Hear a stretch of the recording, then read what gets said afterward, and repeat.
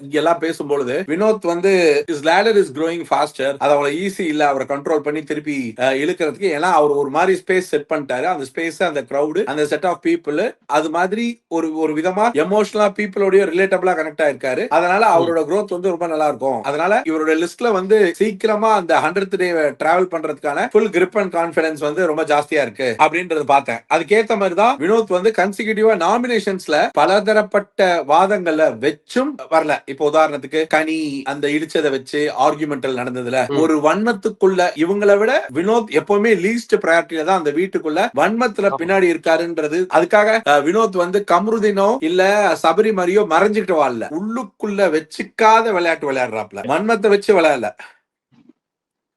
அதனாலதான் அந்த இடத்துல காட்டுற கோவம் அந்த இடத்துலயே மறக்கிறதுக்கான பிராக்டிஸ் வினோத் கிட்ட இருக்கு. வினோத்தோட இன்னொரு ஆகச்சிறந்த பலம் என்னன்னா, வினோத்துக்கு இன்னாரதான் காமெடி பண்றோன்றது இல்ல, தனக்கு பிடிச்ச எளிதான ஆட்களோட காமெடியை ரொம்ப சீக்கிரம் பண்றாங்க. அதனாலதான் ஒரு பெரிய கூட்டம் அவர் மேல வேற விதமான ஒரு சாயத்தை பூச ட்ரை பண்ணாலும் அது பெருசா நிக்காது. இன்னொரு விஷயம், வினோத்துக்கெல்லாம் இந்த ஷோவுடைய கப்புக்கு தகுதியா இல்ல இந்த ஷோல முன்னாடி முன்னா இப்ப நீங்க காமிச்ச கூட்டத்துல ஒருத்தங்களால இயல்பா வீட்டுக்குள்ள இருக்கிறவங்களையும் வெளியில இருக்கிற பெருவார மக்களையும் ஒரு மாதிரி சந்தோஷத்துக்கு தள்ளிட்டு போகக்கூடிய ஒரு ஸ்பேஸ் இருந்தா மட்டும்தான் இந்த நாமினேஷன்ல இப்படி எஸ்கேப் ஆக முடியும். சபரிய கூட அடிச்சிட்டு தான் விட்டாங்க, சுபிக்ஷாவை அடிச்சிட்டு தான் விட்டாங்க. ஆனா வினோத்தை யாரும் அந்த மாதிரி வெஞ்சன்ஸா ஒரு குரூப்பா ஓட்டு போட்டு ஒரு குரூப்பா சுபிக்ஷாக்கு கூட ஒரு பீரியட் வரைக்கும் நாமினேஷன்லயே வச்சிருந்தாங்க.